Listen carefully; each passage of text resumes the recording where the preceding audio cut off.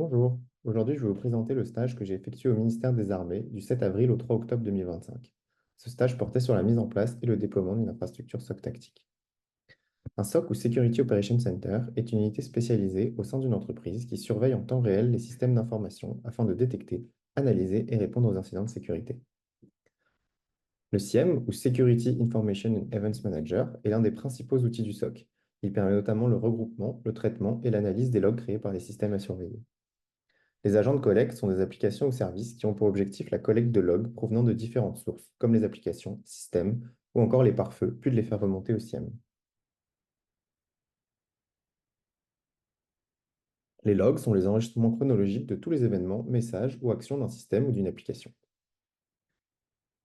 Le stage avait pour objectif la réalisation d'un état de l'art des besoins du SOC technique, le choix des applications et outils utilisés et leur justification, l'implémentation de la stack technique avec à chaque étape une attention portée sur la sécurité, le déploiement dans un environnement de test, puis sur un mini SI afin de simuler des conditions réelles, l'amélioration continue de l'outil et l'ajout de fonctionnalités supplémentaires.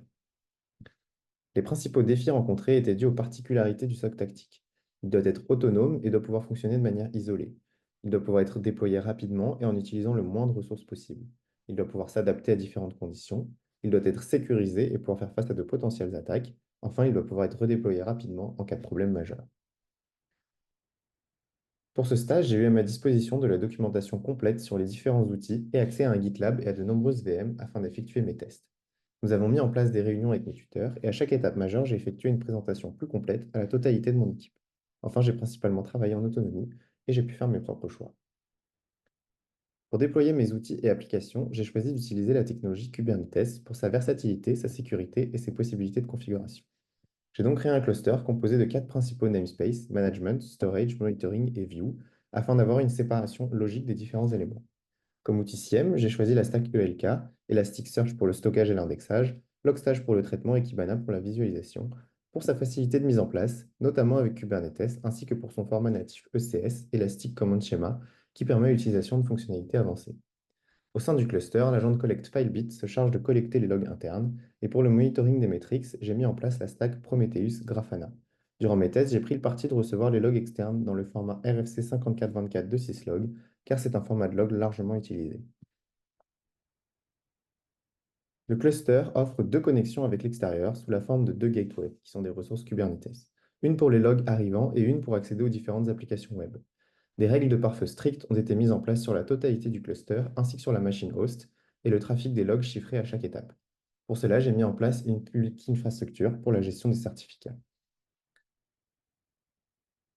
Pour la phase de déploiement et de test, j'ai dû mettre en place une petite infrastructure réseau. Elle était composée de quatre réseaux distincts. Un WAN avec trois appareils, un ordinateur, un serveur avec Proxmox et une VM pfSense déployée sur Proxmox, faisant office de routeur principal et de pare-feu. Ensuite, un LAN permettant d'administrer la machine pfSense et deux VLAN, un ne disposant que d'une seule VM accueillant le SOC et un second disposant de trois VM, Debian, Windows et Windows Server, afin de simuler des systèmes à surveiller. Le déploiement au sein de cette infrastructure se fait en différentes étapes. La première est l'étape de création de VM. Pour ce faire, j'ai construit une image disque disposant déjà des outils et paquets nécessaires, une taille minimum de 18 Go. Un script bash crée une VM et lui attache l'image disque, effectuant en pratique un clone de la VM ayant servi à la création de l'image. Ensuite, l'étape d'agrandissement du disque. Au premier boot de la VM, un service repartitionne le disque pour utiliser 90% de l'espace de stockage disponible, préalablement défini lors de la création. Enfin, sur la VM, un script permet le déploiement et l'administration du cluster Kubernetes et des différentes applications, notamment grâce à des chartes Helm. À l'issue de 5 mois de stage, j'ai pu présenter une infrastructure mettant en place un SIEM fonctionnel, un monitoring actif des outils, ainsi qu'un déploiement automatisé et simple.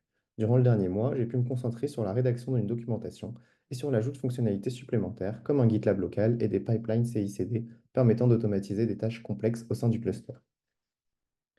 Durant ce stage, j'ai énormément appris sur le fonctionnement d'un SOC et les outils qui le composent, mais aussi sur les technologies DevOps comme Kubernetes, Docker ou encore sur la mise en place, le fonctionnement et la sécurisation d'un réseau et des machines qu'il compose. Enfin, j'ai eu la chance d'être particulièrement bien accueilli et intégré au sein de l'équipe, ainsi que par les autres stagiaires. Mes tuteurs ont su se rendre disponibles dès que j'en avais besoin, tout en me laissant une grande autonomie, et je me suis senti écouté et considéré dans mes choix et propositions. Merci de votre attention.